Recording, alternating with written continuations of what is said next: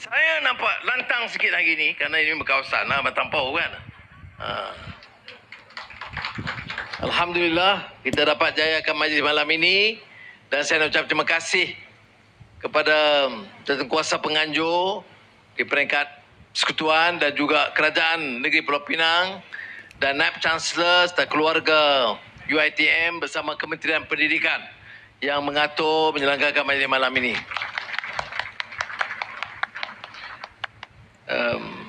Saya datang ini kunjungan dan lautan kerja selain daripada menjantuni masa Ramadan dan solat Jumaat. Saya sempat dengan Ketua Menteri dan Exco bersama pegawai kanan kerajaan meneliti projek-projek utama di negeri Pulau Pinang. Pulau Pinang seperti kita tahu berkembang maju lebih awal daripada kebanyakan negara lain, negeri lain di Malaysia. Tetapi dalam tahun-tahun ke belakang ini nampak ditinggalkan sedikit. Projek telah tidak diluluskan. Jadi sebab itu sejak saya ambil alih patut kita berikan tumpuan semula dan beberapa projek mendesak kita berikan perhatian. Dan ikut urutan keutamaan saya, dia fiqh aulawiyat saya, range of priorities. Pertama saya tengok ialah membasmi kemiskinan tegar. Kita pacu pertumbuhan yang bergaya di Pulau Pinang. Saya bersama-sama Ketua Menteri dan rakan-rakan dapat membuka peluang kawasan perindustrian Batu Kawan 3 kerana sambutan sangat baik. Dari segi itu kita harus berikan pujian kerana bukan saja kelulusan tetapi dari segi tahap pelaksanaan projek yang diluluskan, Pulau Pinang masih catat nombor 1 di Malaysia ini. Tapi saya kata ikut urutan keutamaan dari senarai dari Datuk Azman, Ketua Pengarah ICU tadi, ada 150-an masih di bawah kemiskinan tegar. Ya, dan ini boleh kita selesaikan dan saya katakan dalam tempoh dekat, kalau boleh 1 Mei, Pulau Pinang akan mendapat menoktahkan kemiskinan tegar. 1 bulan Mei tahun ini insyaAllah. Kalau tidak, Datuk Azman kita hantar balik ke Pulau Pinang. Baik, jadi Alhamdulillah. Keduanya saya sebut projek-projek yang menyentuh kepentingan rakyat secara langsung. Bila saya jaga Kuala Lumpur tahun lalu, saya kata selain dari kemiskinan tegar ialah projek-projek gerai, restoran kecil, kompleks perniagaan kecil. Ini yang menyantuni 70%, 80% rakyat kita. Tapi kalau kita lihat di Kuala Lumpur, gerai dan restorannya daif. Kadang-kadang tak sesuai. Tetapi tidak kurang dipedulikan kerana yang menjadi penghuninya adalah orang-orang kelas bawahan.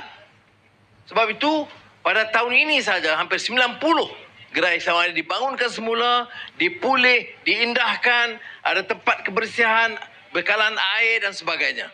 Dan saya ucap terima kasih kerana di Pulau Pinang sudah ada permulaan dan saya telah menggesa Pulau Pinang dengan KPKT, dengan ICU, Kementerian Ekonomi, Perbendaharaan akan cuba berikan tekanan ini supaya tidak ada masyarakat negara yang tersisih.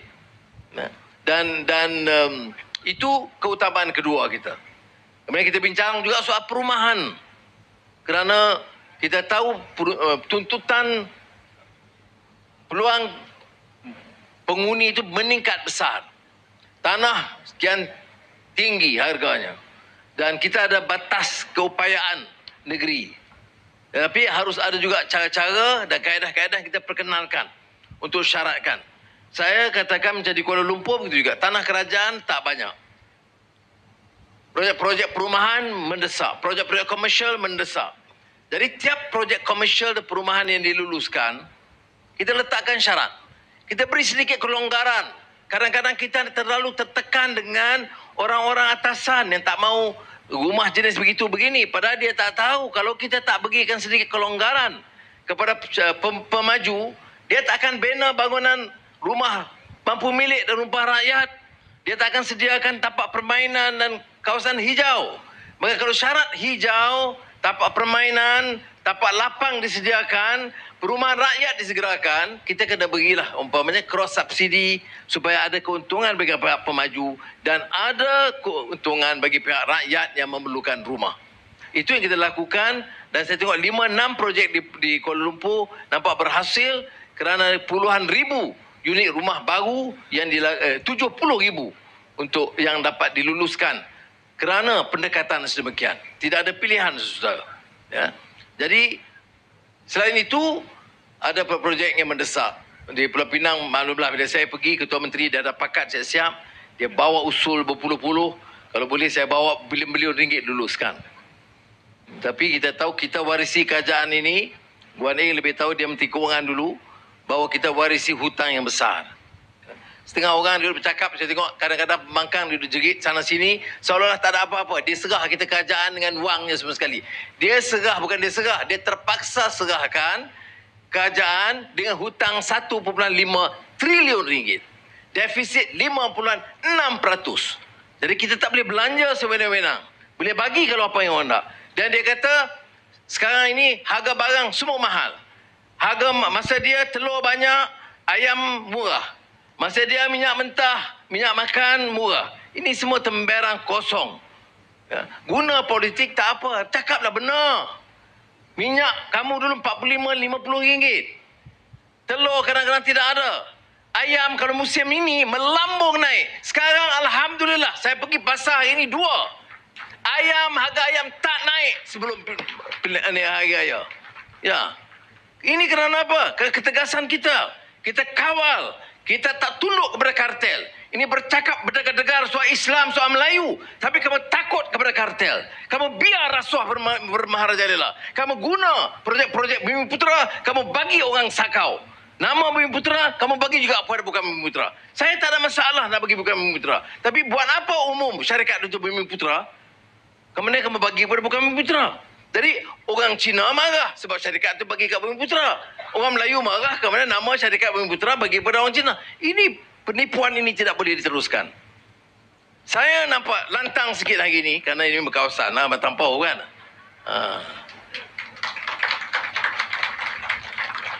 Kerana tak mensabar. Tengok kes tak habis-habis. Dah habis. Allah. Kes Allah. Kemudian kes stalking. Kemudian kes, sekarang kata, ada pula berita, oh sejak kerajaan Madani ini tidak ada lagi tilawah Quran. Dan walau ni terima begitu saja. Kamu belajar dari mana boleh fitnah begitu rupa? Ya? Apakah serban dan kepiah dan jubah itu membolehkan kamu bercakap sewenang-wenang dan menipu sesuka hati? Mana boleh? Oh, ada kata, bila kita jawab, kamu salah, kamu tegur, kamu kritik ulama. Jadi ulama tu boleh bagi kenyataan palsu, kita boleh tegur. Ulama ini warisatul anbiya, betul, pewaris para nabi. Tapi ingat, ada hadis Nabi Muhammad SAW mengingatkan kita tentang ulama bisu, ulama jahat. Dia kategori begitu juga, pemimpin begitu juga, orang politik baik ada, orang politik jahat ada. Kita harus dampingi ulama, betul. Datuk Wan Salim minta maaf mufti dalam sini, saya tengok. Kita tahu silap, minta maaf. Tapi inilah saya yang tegaskan. Ya. Kadang-kadang orang kata Anwar dah Perdana Menteri tak boleh jawab, tak boleh bunyi garang sangat kasar. Tapi saya tengok keadaan dah melampau. Kes stalking. Kerajaan buat apa? Berpuluh kes dulu yang berlaku. Zaman Perikatan Nasional, Barisan Nasional dan Perpaduan. Memang ada. Tapi apakah kita diam? Tak. Siasat. Janganlah kita jadi hakim. Ada kes hukum. Ambil tindakan. Tak ada kes siasat. Lepas siasat, bagi peguam negara. Ada bukti dakwa. Lepas tu bawa ke mahkamah. Ada fakta, betul sahih, hukum. Yang hukum bukan Perdana Menteri, yang hukum itu hakim. Yang dakwa, peguam negara. Yang siasat, polis. Yang itu pun tak faham nak perintah macam mana. Ini prinsipnya. Apa kes stalking tak siasat? Kita siasat. Tak dakwa. Kemudian Tuanku Agung titah menghadap. Dia minta ampun. Tuanku bagi dua nasihat. Satu, jangan ulang. Ya. Walaupun dia katakan dia tidak sengajakan, dia tidak tahu. Tapi kena jaga. Ini negara Malaysia. Kita jangan hina mana-mana agama. Saya tak kata jangan hina Islam saja. Jangan hina mana-mana agama. Baru boleh selamat negara kita ini. Kemudian, satu, ialah jangan. Ini kalaupun ialah stalking tu terlepas 4-5. Tapi kena ambil tindakan cepat. Tapi kerajaan ambil tindakan. Ambil. Tegas. Dakwa. Sudah dakwa. Kemudian, kalau ada orang yang hasut, saya tak peduli. Saya dah bagi tahu. Dalam jemaah menteri, semua wakil parti ada. Fadlina ada dalam mesyuarat. Saya kata, kalau kita nak jaga negara Malaysia ini biar aman, biar damai, sebagai negara hukum, maju terus, kita bertindak terhadap siapa, parti mana, kita tak peduli. Salah, misi siasat, misi tangkap, misi dakwah. Kalau tidak porak-poranda. Ingat zaman Omar Abdul Aziz masa jadi khalifah. Dia dikutip dari kitab Mawafaqat oleh Imam Syatibi. Tuan Salim betul Baik.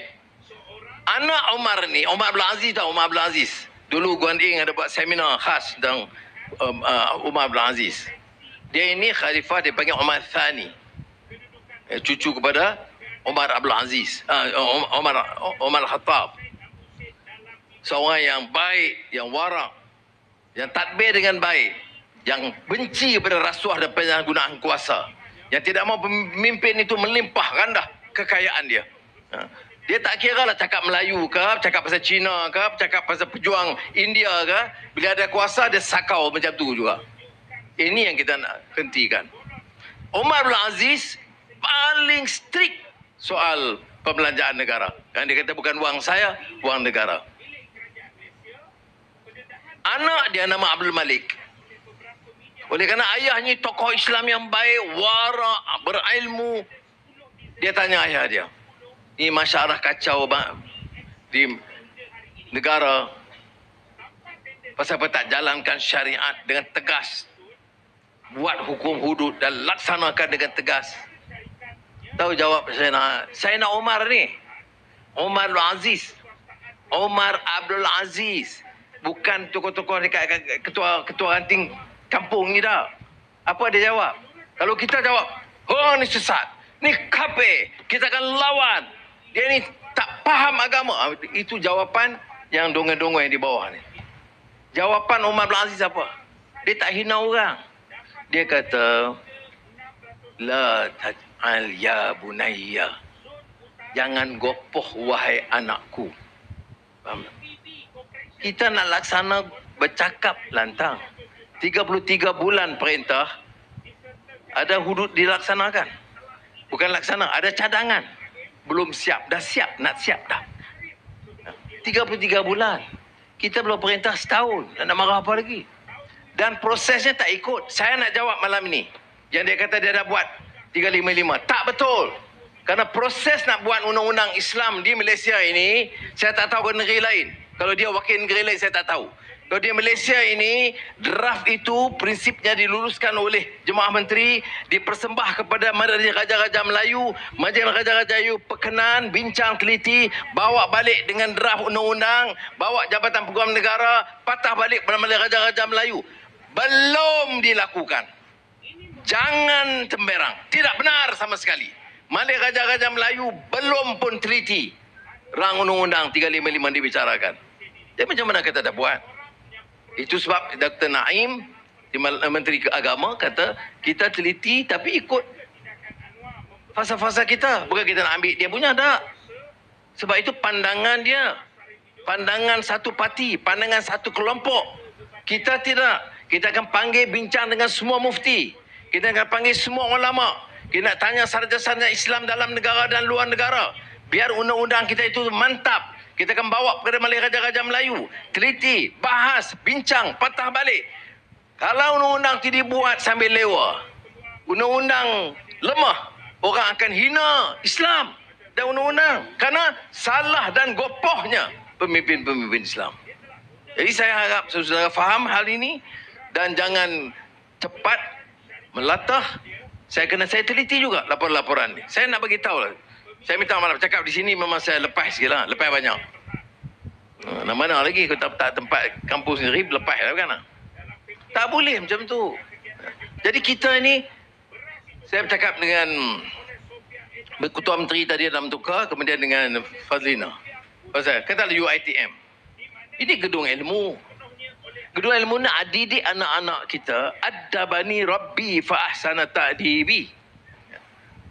Bina adab, bina peradaban. Dia kena ada faham agama, ada akhlak.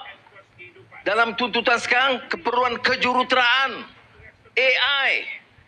Kita nak anak-anak kita faham mengapa kita ada peralihan tenaga.